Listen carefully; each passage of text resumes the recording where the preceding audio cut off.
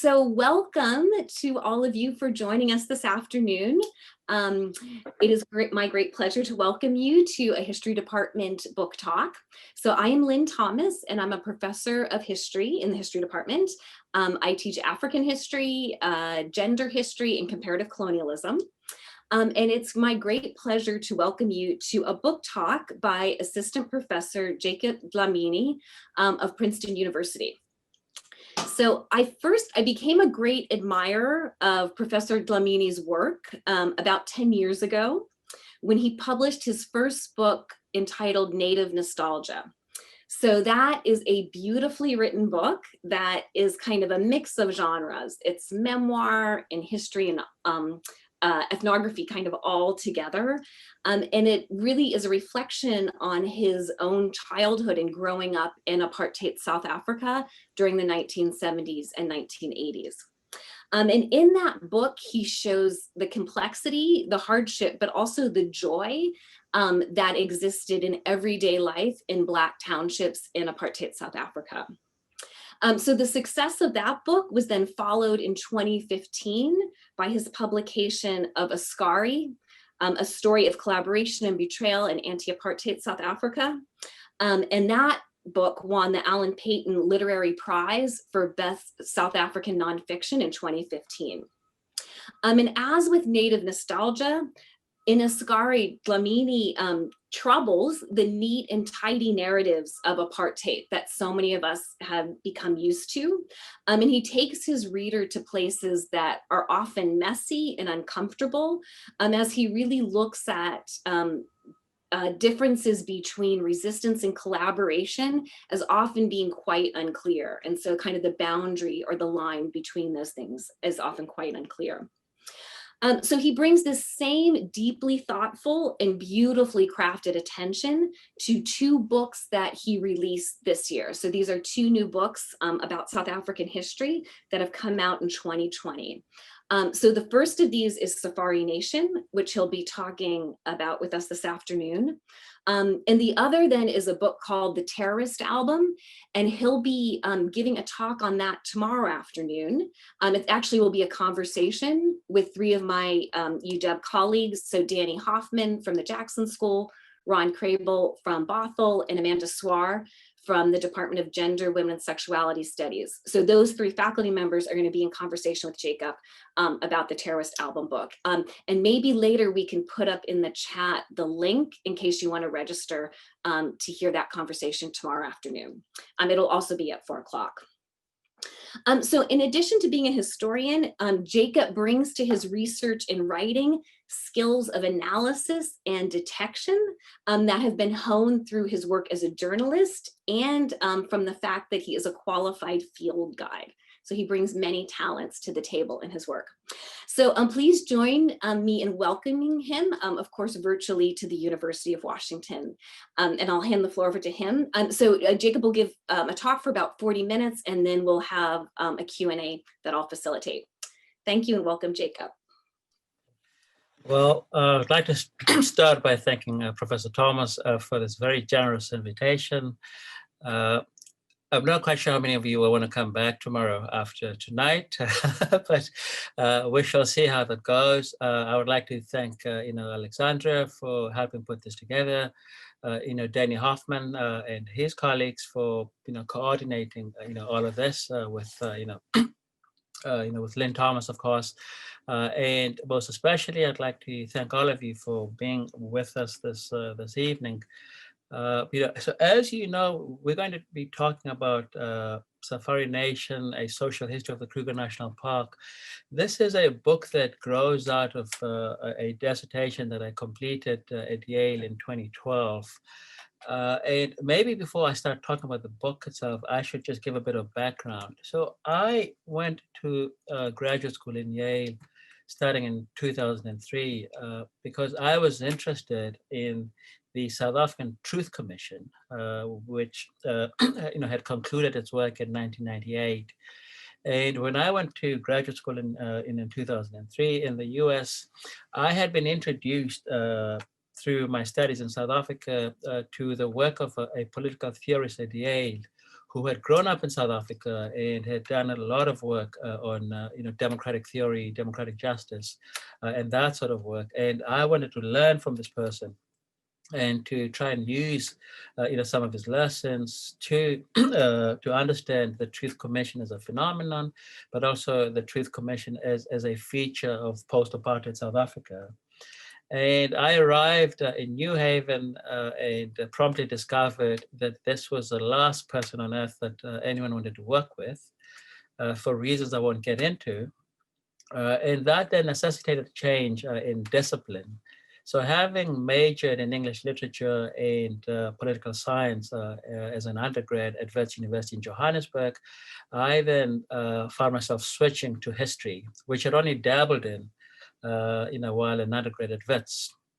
And having switched, my area of interest from, political science to history and from the Truth Commission, I then had to find, a topic that was going to grip me for the few years I was going to be spending in graduate school. And it was in conversation with amazing people in the history department at Yale that I found Professor Robert Harms, who works on the environmental history of Central Africa. And so the work that I actually came to do on the Truth Commission grew out of my association with Professor Harms, Professor Michael Mahoney, Paul Sabin, and a few others in the history department at Yale. So in some ways I stumbled onto this topic by accident because I was looking for something to do, for something that would sustain me through graduate school. And so this is where just superficially this work comes from. Now, having been drawn to the environmental history of Africa and to the Kruger National Park as a topic for graduate work, I then had to find an angle. I then had to find something that would be of interest to me and hopefully of interest in the future to readers. And I was quite struck by what was quite common in the literature, not just on the Kruger National Park, but also on protected areas, throughout Africa. And the thing that struck me was this constant feature of the literature, and that was, Black exclusion. This basic understanding and this basic assumption that what defines protected areas in Africa, what defines national parks in Africa, is precisely this exclusion of Africans, the exclusion of Black folks. And this didn't, accord with my little anecdotal, evidence and little anecdotal experience of the Kruger National Park. And so I then set about, doing research on the topic. And then I discovered in the course of my work, on this topic that, contrary to what the conventional literature was saying about national parks, in South Africa especially, that there actually was a pronounced but also a sustained Black presence in the Kruger National Park especially. But more importantly, it wasn't just a physical presence, in the Kruger National Park, but that there was also what we might call an intellectual presence, by which I mean intellectual engagement by a number of Black thinkers about the importance of conservation, about the meaning of leisure, but also about the place of the Kruger National Park in South Africa's political imaginary. And that I found quite, interesting. That here was evidence, right, of a Black presence, but also a complicated Black presence, right? A Black presence that took us away from the conventional assumptions that the only Black presence one found in the park was either in the form of labor, so Black folks working, for the park, or in the form of poaching. So Black folks breaking all sorts of laws to be in the park. That was contradicted by the evidence that I was finding and the evidence that I subsequently used in the telling of the story I gave account of in Safari Nation. And there are four key historiographical interventions that the book tries to make. So the first one has to do with mobility. And I make the argument in the book that to understand, the the struggle for political equality by Black South Africans in both colonial but also apartheid South Africa, then one has to understand the centrality of mobility. Right? One has to understand that the struggle for freedom was at the same time the struggle for mobility, the struggle for the right to move, the struggle for the right to be where you wanted to be as a person of color. Right? And that is where the safari and the title comes from. That what defines Southern African history is movement. Not just political movement, but also physical movement. Why is this important? This is important because, as we know from the work of Arjuna Padurai, among others, the assumption that the native is defined by rootedness, that the native is defined by being stuck in place, right, is quite central to colonial, discourse. And what my work tries to do is to trouble that. My work tries to show that contrary to this assumption that the native is defined by being rooted in place, that in fact in Southern Africa especially, so-called natives were among the most mobile of historical actors. Right? They move for all sorts of reasons. They move for ecological reasons, they move for political reasons, and they moved, as we all know, from the history of mining in Southern Africa, they moved for economic reasons. Moving, at one point, from as far up as what's today Tanzania, all the way down, south to the mines of South Africa, right? So that's the one in historiographical intervention that the book makes, right? That we need to appreciate the centrality of struggles over mobility, right? Because it's only through that one gets to understand why some of these early African intellectuals, some of these early African nationalists especially, would spend so much time fighting over the trains, would spend so much time fighting over the right to be where they wanted to be, when they wanted to be. Okay, that's one intervention. And then connected to that is my second historiographical intervention, and that is what I'm calling in the book a histories of presence. Right? What do I mean by this? What I mean by this is that for us to understand what I call the Black history of the Kruger National Park, we have to appreciate Blackness in its complexity. But also we have to appreciate that the Kruger National Park is filled with all types of Black presences, right? And these are presences that are made up of the migrant labor. These are presences made up of, domestic servants, Black domestic servants going into the park, with their white employers. These are presences made up of, Black visitors to the park. Like, so Blacks going to the park as tourists. And finally, that part of this Black presence is intellectual, right? It's at the level of, of thought. It's, Black intellectuals thinking creatively, but also thinking purposively about the meaning of leisure, the meaning of conservation, and the importance of conservation. And why is this important? Well, this is important because, again, if you read, especially the more florid, literature on conservation in Africa, the depiction that one gets of Africans especially is of, people who can only look at an elephant and think meat. Right? Can only look, at vegetation and think food. Right? That there is never this, aesthetic distancing. That there is never this, appreciative disconnect between the person and, flora and fauna. Right. Whereas the story of presence that I recuperate and that I tell in the book, gives us a different view of history, right? It shows us Black folks engaging with the Kruger Park, but also engaging with conservation and ideas about conservation in ways that actually complicate, some of the conventional narratives that we have, about conservation and about the Kruger National Park.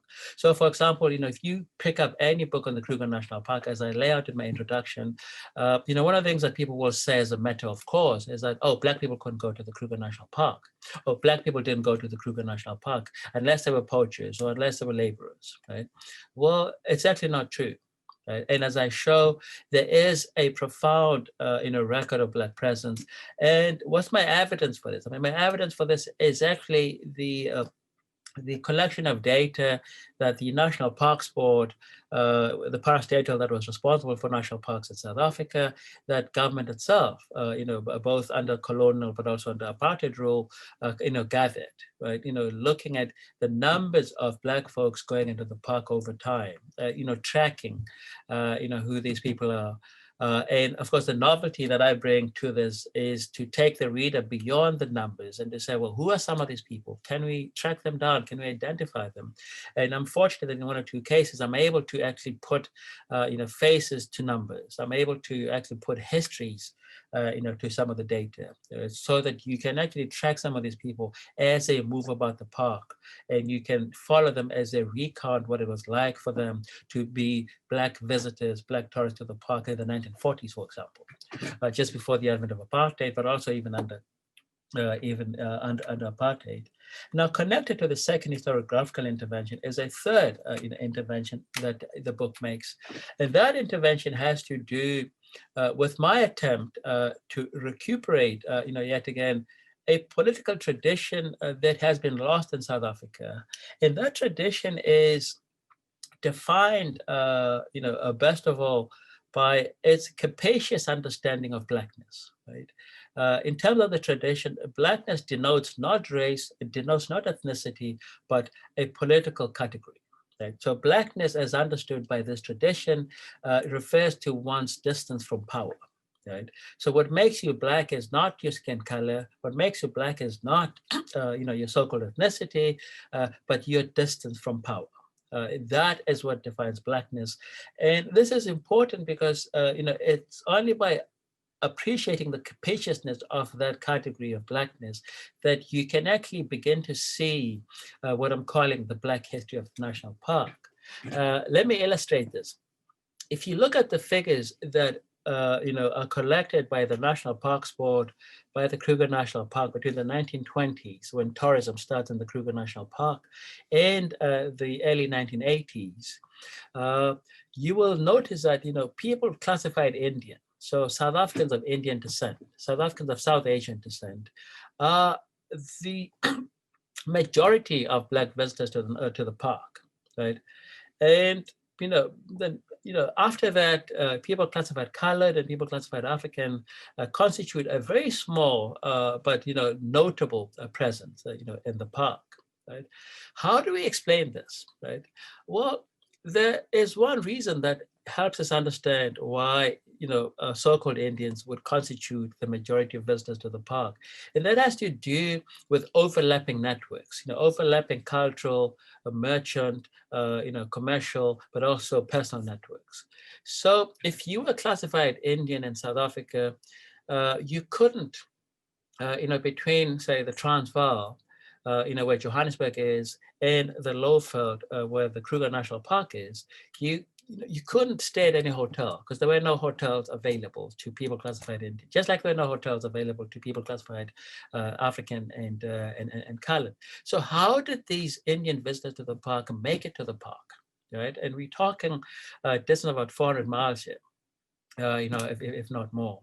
Well, they made it to the park through these personal networks, through these commercial networks that would see them staying, from town to town with families that shared similar backgrounds to them, right? So Muslim, merchant, people who had connections not just to one another in South Africa, but in some cases to, each other's families back in India.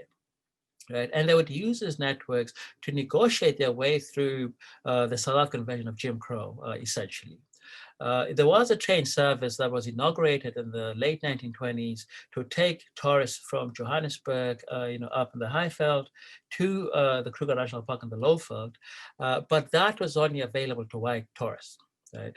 And yet, Black tourists still made it to the park. So in the case of Indian visitors, that's what happened. They tapped into these, to these personal networks. In the case of Africans and coloreds, they also had to make do.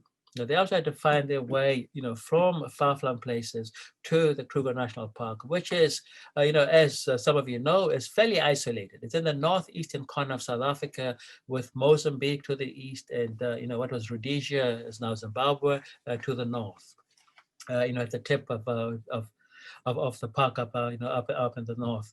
And so that is what happens. And what's interesting in this story is that the profile of the Black tourist to the park changes, and it changes a lot earlier than apartheid itself changes. And this is important because the story I tell in the book is about the political implications, but also just the practical bureaucratic implications of the creation of homelands in South Africa. And of course, as some of you know, these homelands were created as dumping grounds essentially for Africans.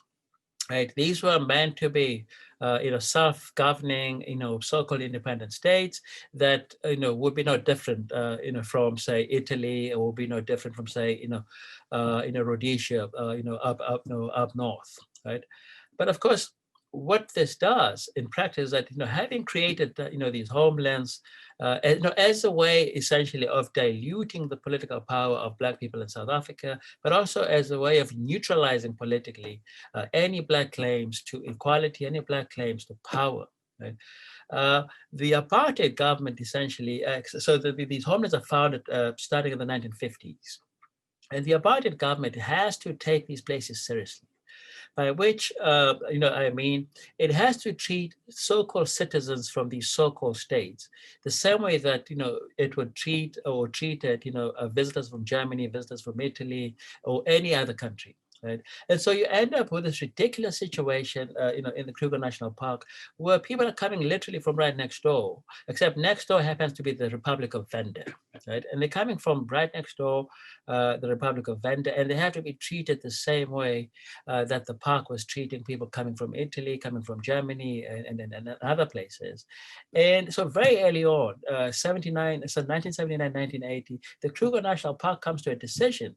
And the decision is we cannot keep, holding on to petty apartheid, inside the park, because we're constantly getting embarrassed by Black, folks who come to the park, looking for admission. Some of them actually have pre-bookings, to come in, and then they show up. Oh, it turns out, it's a Black person. And suddenly we're embarrassed, because we want to treat them the way we would treat our local natives, except these aren't local natives. These are citizens of the Republic of Venda. Right? I mean, this sounds ridiculous today, but this is in fact what happened. And so to avoid this embarrassment, so early on, the Kruger National Park becomes one of the first places in South Africa to get rid of petty apartheid, within the park. Another place that actually does this is, Johannesburg International Airport today, but what was Jan Smuts, International Airport for a long time. And in the case of Jan Smuts International Airport, the way that the government gets around its own contradictions is by declaring the airport international. Sorry, in the same way that they would actually do with some of the hotels in the center of Johannesburg, they would declare them international. And what that meant was that petty apartheid laws that said, Blacks can only use this toilet, whites can only use that toilet, would not or did not apply. Right? And so something similar happened to the Kruger National Park, where it becomes international, which means that apartheid is suspended and doesn't operate in some of the places within the park itself. And now just keep in mind that the Kruger National Park is about the same size as the state of New Jersey, so it's a pretty massive place. And it's not every corner of the Kruger National Park that is desegregated.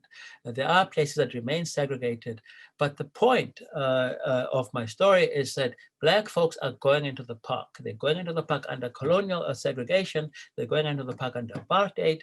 And in fact, they are in the park when the park has to get rid of its apartheid signage to avoid international embarrassment, to use the terminology of the time. And this is helpful because it helps us see or to track over time why there is this change in profile. So from having, so between 1923 and the early 1980s, Indian South Africans dominating, Black numbers to the park, you start seeing a change in the 1980s as these homelands create more and more, middle-class folks, folks with disposable income and with the money to, to go to places like the Kruger National Park. Then you start seeing this change in profile. And so that's important. Important, yeah. And then the final, intervention that this book makes is much more suggestive than it is declarative. And that is that it opens up, hopefully, lines of inquiry that might help us ask better questions about why national parks, why protected areas survive in Africa, right, today. If, as some scholars say, national parks are colonial impositions, right? If, as some scholars say, these are white creations created under colonialism, under apartheid, how then do you explain the fact that these places survive, right? How do we explain the fact that there actually are more national parks in Africa today than there were under colonialism, than there were under white rule? So even in South Africa, we actually have more national parks today than we did under apartheid and before that under, segregation. And the answers that are given usually, go, in two ways. The first answer, and this is the most common answer, and I'm sure some of you, have said this, those of you who study national parks, that, well, Africa, so all 54 countries that make up Africa, have national parks because national parks make money. Right, that this is the best way to attract tourism. This is the best way to get foreign exchange to come into the country. Well, guess what? National parks in Africa don't make money. Outside of East Africa, by which I mean Tanzania, by which I mean Kenya, in Southern Africa, by which we mean Botswana and South Africa, national parks in Africa don't make money. Togo has national parks. Those national parks do not make money. Benin has national parks. Nigeria has national parks. Angola has national parks, right? And those parks don't make money.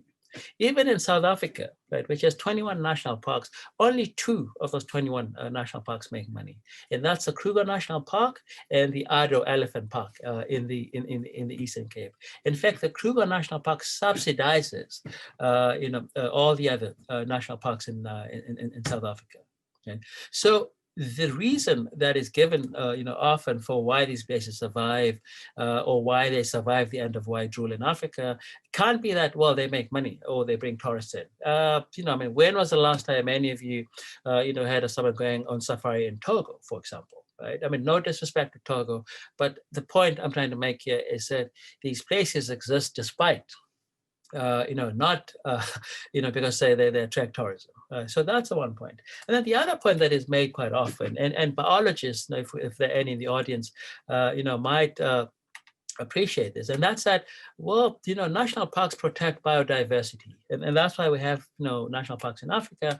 But as Lynn Maskell, an archaeologist at Stanford, pointed out in her work on the Kruger National Park, there's actually more biodiversity in the poor villages outside the Kruger National Park than there is in the national park itself. Right?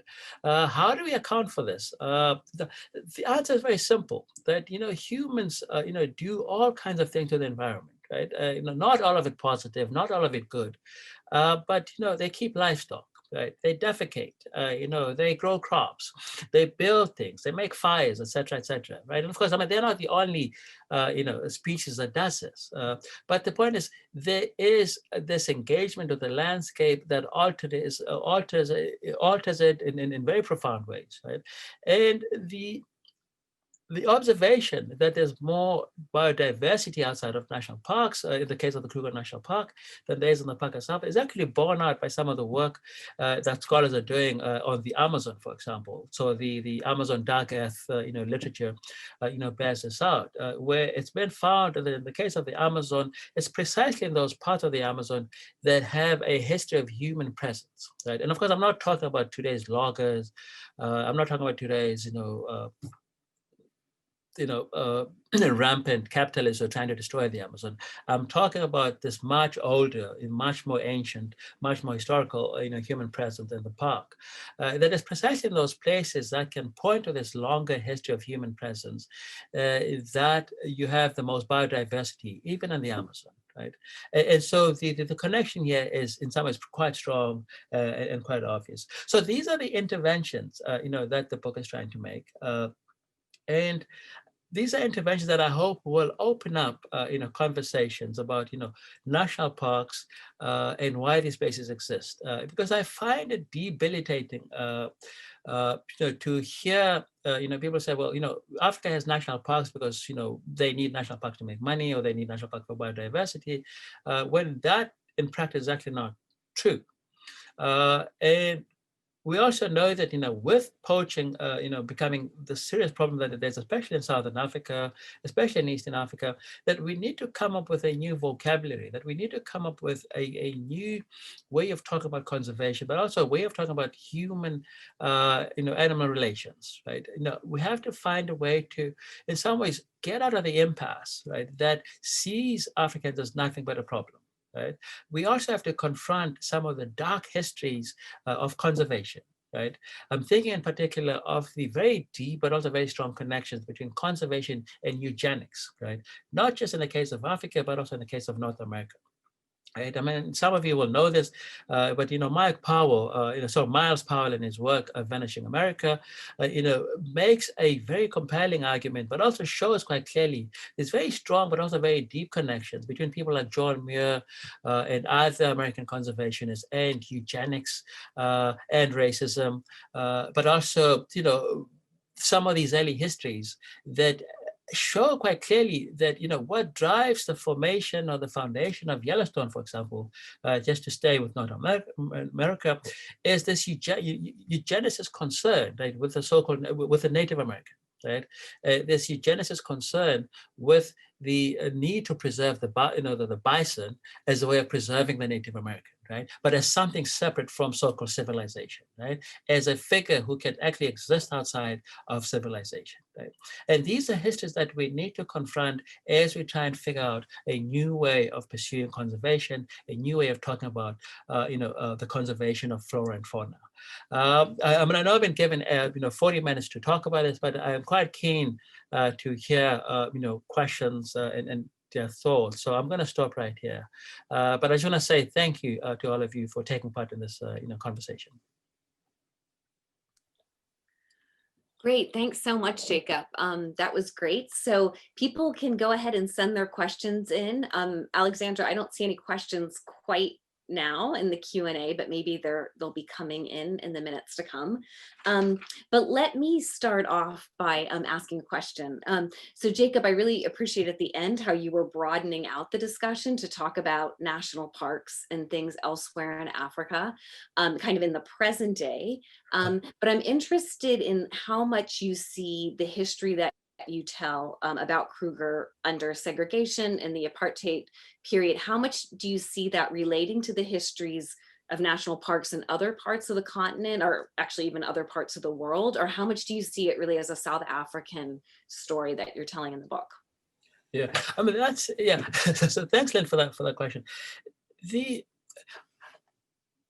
I think that's what makes national parks in Africa so interesting, right?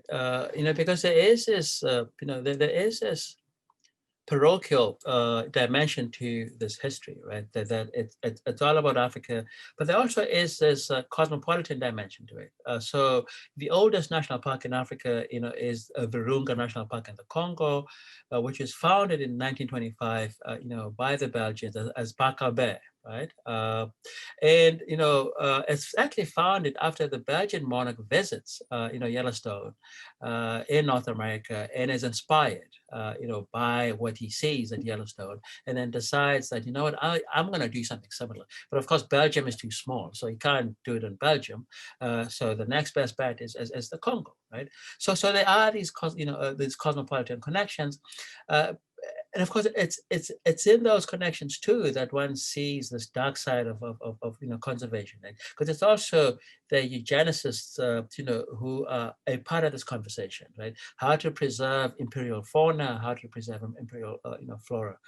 So there's that going on, and the South Africans are looking at some of this. They're participating in some of these conversations. And are thinking that we need to be doing something similar, but of course the conditions are different, right? And so when you look at the archives for some of the earliest discussions, for example, about the meaning of the Kruger National Park and what sets the Kruger Park, apart from everything else, there's constant reference made to Yellowstone. right? Where South Africans are saying, we might not have the geysers, right, of Yellowstone, but we've got lions. They don't have lions, right? And so there's some of that too. And so the story that I tell is very much a local story, but a local story that is constantly looking outwards, right? And, hinting at some of these connections, right? That what is happening here is not just unique to South Africa, but in some ways it's connected to what happens in other parts of, parts of Africa, but also other parts of the world.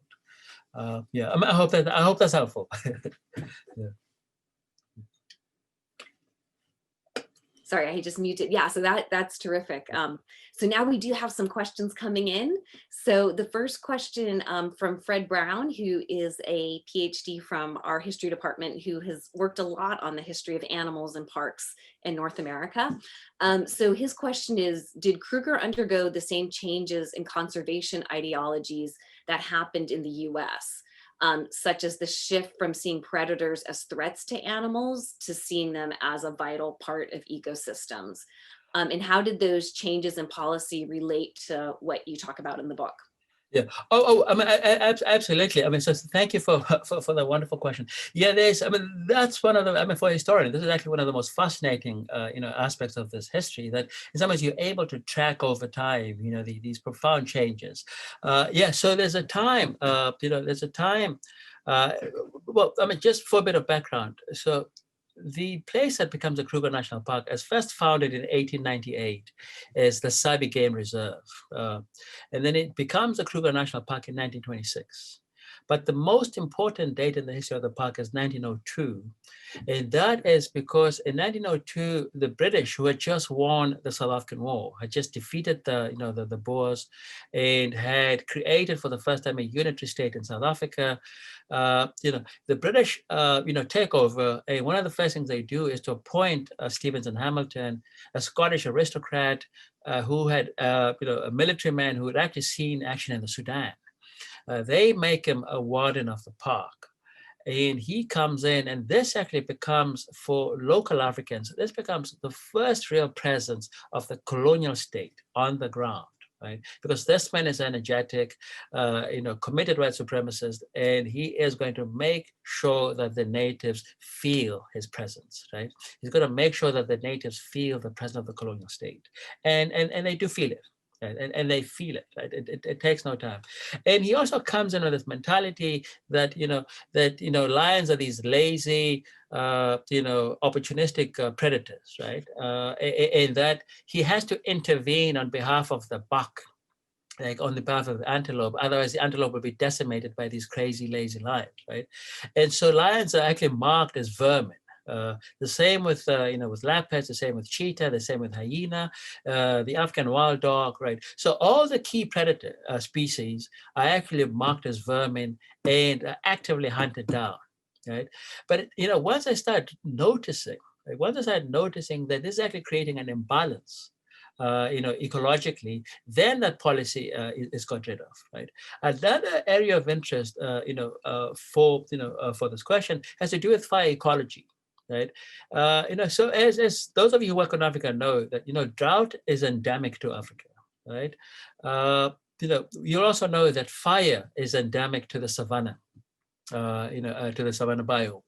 And so when Stevens and Hamilton comes in, there are these fires every now and again, constant. Right, and he sees this as a problem, right, and he sees it as his duty to stamp them out, and of course, to stamp them out, he has to, essentially mess with the vegetation.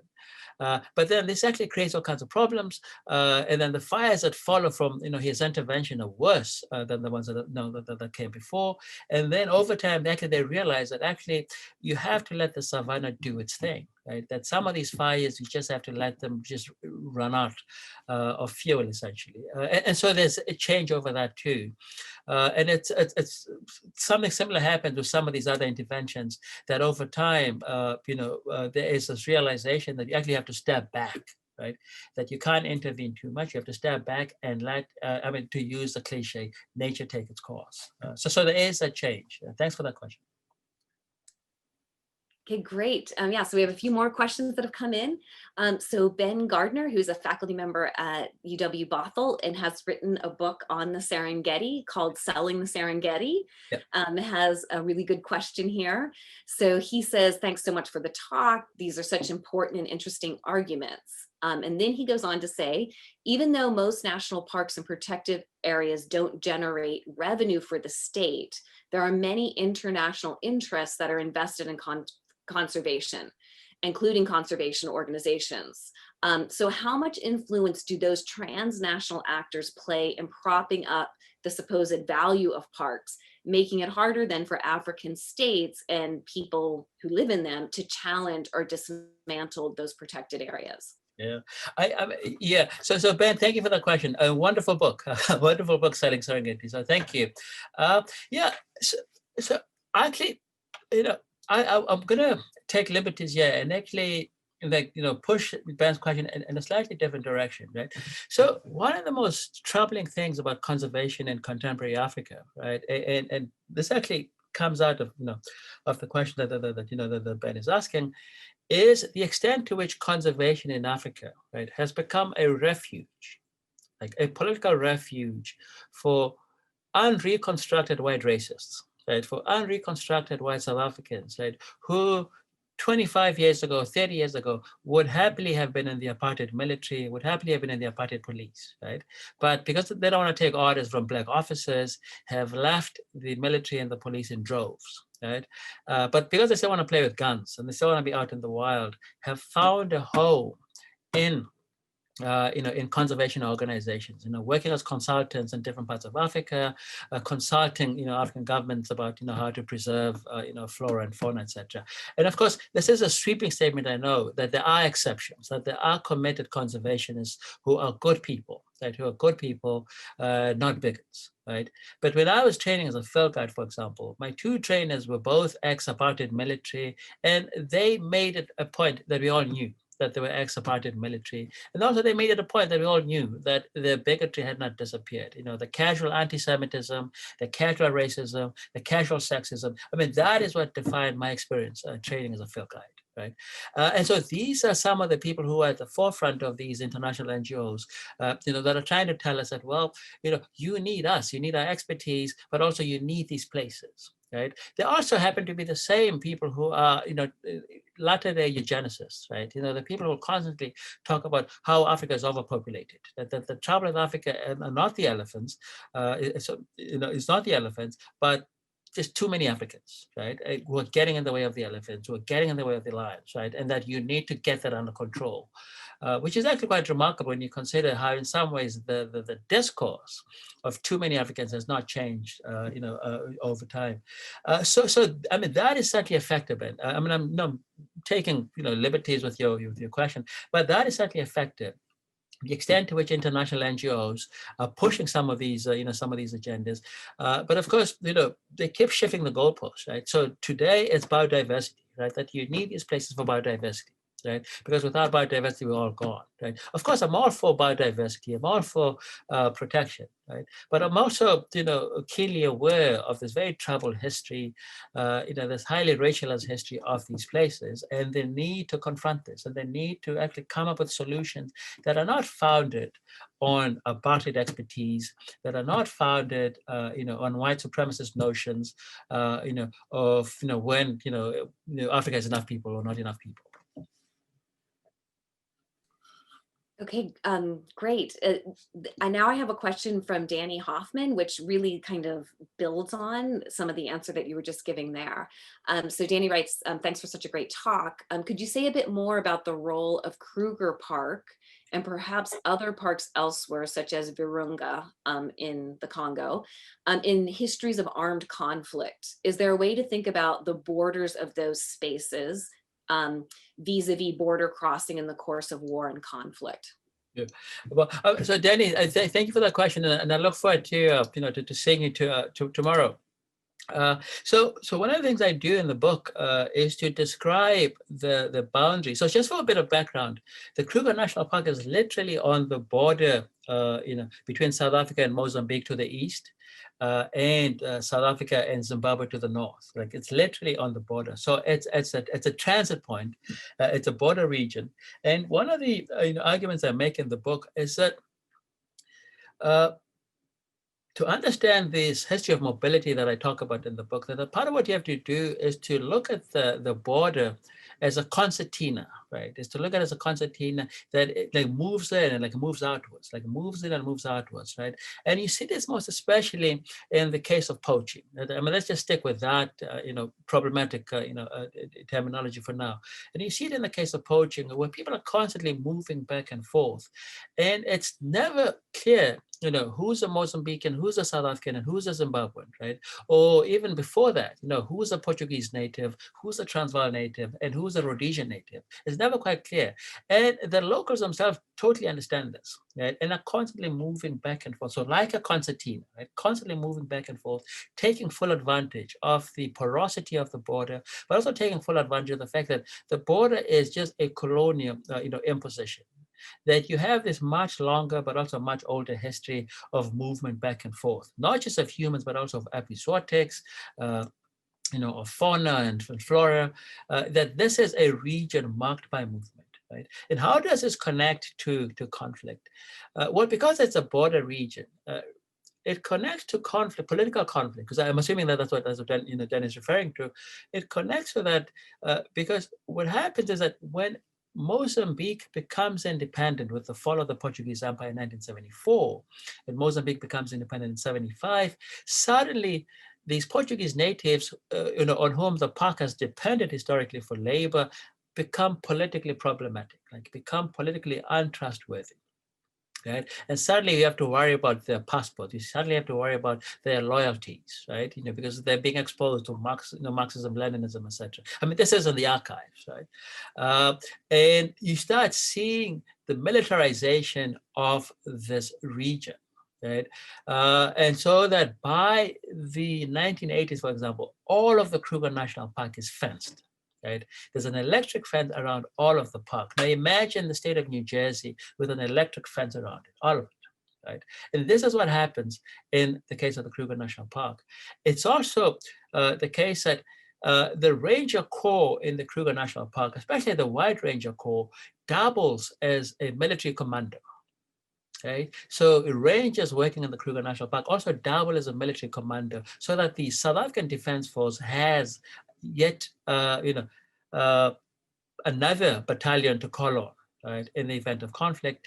And the South African Special Forces also use the Kruger National Park as a base from which to supply the Renamo rebels in Mozambique. Right, and this actually, complicates, conservation efforts, because what happens is that some of these soldiers, right, South African soldiers, right, take to poaching.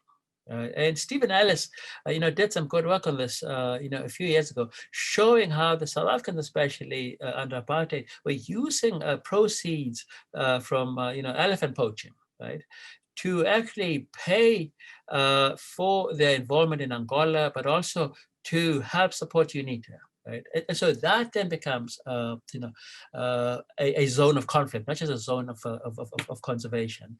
And in some ways, Virunga plays itself out in similar ways, only in the present. Right, because of course Virunga is, in that interesting region where Uganda, Rwanda, and the Congo meet, right? And so it's also become a zone of conflict, with people moving back and forth, and so yeah, these places, because of their isolation, lend themselves to this. All right, thanks. We have more questions coming in. So we have two questions that relate to, I would say, transitions over the past 20 years, so in the post-apartheid period. So the first question is from my colleague, Sarah Zimmerman, who's a historian up at Western Washington University. And she asks, what happened with the management of Kruger in the mid-90s as South Africa transitioned out of apartheid? And also in the context of kind of neoliberal policies being introduced throughout the South African government. and how did that impact the way the park was managed, and also resource management. And then we have a question from someone who has been going to Kruger National Park every year or every year and a half for many, many years, has been to South Africa many times in the past 30 years. And his question relates to the shifts in the past 20 years of who actually visits the park. In terms of kind of the demographics of who goes to the park. And if you could comment kind of on those trends and how that looks over the past 20 or so years. Yeah. No, I mean, so thank you for those questions. So it's certainly the case that many more Black people are now visiting the park because, the Black middle class has expanded. So there are a lot more people with, disposable income and with the time to travel, 4 hours if you live in Joburg, to the Kruger Park. So the profile is changing, but it is still the case, right? It is still the case that it's mostly white tourists, domestic tourists, who go to the park. So the numbers of Black visitors to the park are going up, but they're still the minority, right? So most Black people don't go to the park. That's certainly true. And we know this because the Sun Parks, the parastatal that controls national parks, is constantly complaining, right, about there not being enough Black, about there not being enough, Black visitors to the park, constantly complaining.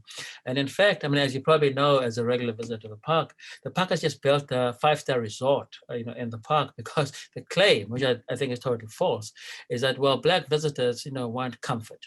Right? They don't want to live in some Spartan hut when they go to the park. That they want to live in luxury, right? I think that's just total nonsense. But that is actually part of the strategy to draw, Black visitors to the park. I don't think it's going to work. But there you have it. They've built this 5-star resort. So that's the one. That's the one answer. And then the question about what has happened to the park in terms of management. Well, the South African public service has seen the most dramatic transformation, right, since the end of apartheid.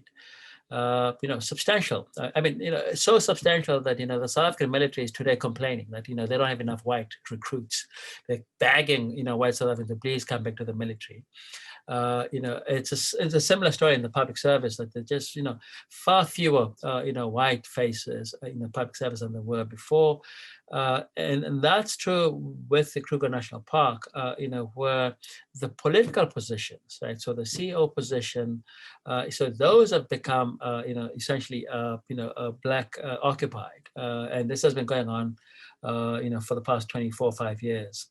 What hasn't changed substantially is in the sciences, right? So the ecologists, right? So that part of the Kruger National Park tends to be white.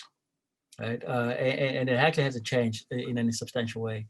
But the numbers of Black scientists working for the park, working in the park, that has been going up, steadily, over time.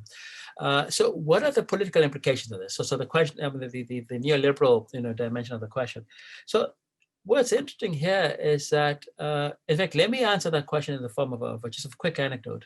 So when Jacob Zuma is elected president of South Africa, or appointed president of South Africa in 2009, one of the first things he does is to issue an injunction that henceforth, so this is 2009, that henceforth all land claims of the Kruger National Park will be compensated monetarily.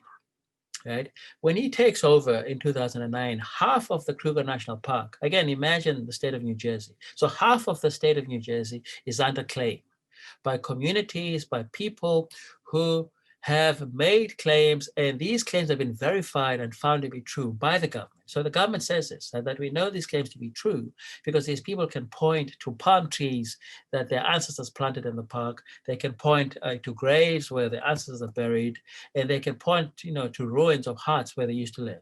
Right? So the government says, we know these claims to be true, but we shall not dismember the park. Right? We shall not dismember the park. So therefore, anyone who has a claim on the park has to accept money, right, as compensation. And how do they justify this, right? So it's now a so-called Black government that is saying this, but led by Black managers in the park. How do they justify this? They justify this on the grounds that the Kruger National Park is an international icon. That's their terminology, right? That this is an international icon, that the moment you start giving people back their land, you're going to dismember this icon to a point where it's unrecognizable to tourists coming in from the US, from Europe, right? And therefore, to preserve this international icon, you then have to just say to people, sorry, too bad if your ancestors are buried here, we're just going to give you money, and you're just going to walk away, right? And so that's what happens. Okay, we only have a few minutes left, and I think I'll put two different questions to you. One comes in from an audience member, William Freund, who says, great presentation. But he has a question, I think, that is similar to the question Ben was asking. And it is, when you talk about national parks not making money, does that include the calculation of the total income from ecotourism that would entail, say, air travel coming in, hotels, lodging, so kind of the overall economic impact? Oh, that's a very good question. And it's also a very good passing of, of what I'm saying. No, it's not. So it doesn't include that. It just includes, let's call them gate takings. Yeah, let's call them gate takings.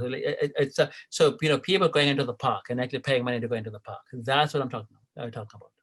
Right? Okay. Because but the point stands that very few of these parks. Right? In fact, I spoke to a few years ago, because the other remarkable thing about national parks in Africa is that we actually have no idea how many there are, right? As odd as it sounds, we have no idea. We have some sense. So the figure that is bandied about often is that there's something like 3,000 protected areas in all of Africa, but we're not sure. This is from a foundation in New York that works with national parks in Africa. I'm forgetting their name, right? And of course, the vast majority of these places are places that no tourists will go to, right? So by saying these places don't make money, I'm referring to those places that will have people coming through the gate and paying to go in.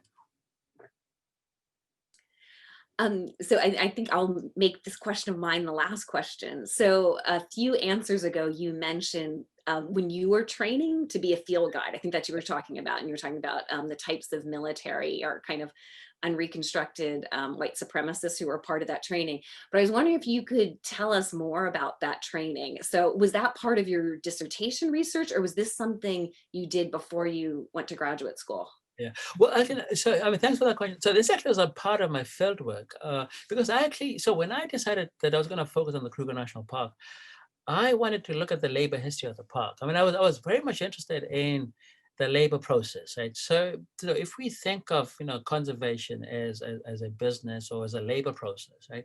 What does that labor process look like, right? So what does value mean in the context of conservation, right? What does surplus value mean? What does labor mean, right? What does extraction mean, right? What does exploitation mean in this concept, like without assuming that these are all obvious?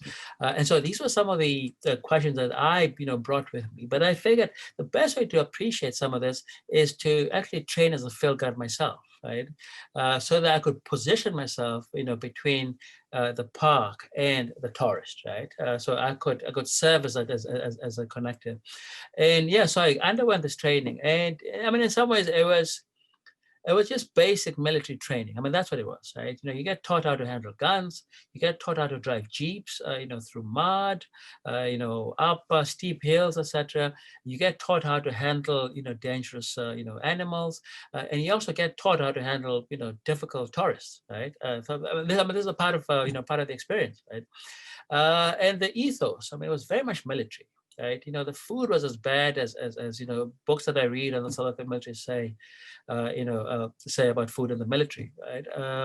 And the culture was, racist, anti-Semitic, sexist, and name your bigotry, right? It was there. Name your prejudice. It was there. Yeah. So that's what I did. But initially, the impetus was, my attempt to appreciate, but also to apprehend the labor history of the park and of conservation. But then it changed into a social history when I realized that in some ways I would be, going over, ground that people had covered before, because in some ways, Jane Carruthers and, David Bunn have looked at the labor history of the park, and I wanted to do something different. Okay, great. Thank you so much. Yeah, so thanks for the fantastic talk. That was wonderful. I hope everyone's going to go out now and order their copy of Jacob's book, Safari Nation. All of our interest is now very piqued. So that's great. And again, there is a second talk tomorrow about Jacob's other 2020 book, The Terrorist Album. So that will be at 4 o'clock. And I think Alexandra has put the link for that in the chat. Yeah, and so someone has just asked that this was a great presentation. They want to find out how to get the recording on this session, and we'll make sure that we send the recording link out to everyone who registered for this. All right, so thank you very much. Thank you, Jacob, and hopefully we'll see a bunch of you all tomorrow. Yeah, Len, thank you so much, and Alexander, thank you, and thank you all for coming. Yeah, hopefully we'll see some of you tomorrow then. Yeah, thanks, Len. Good night.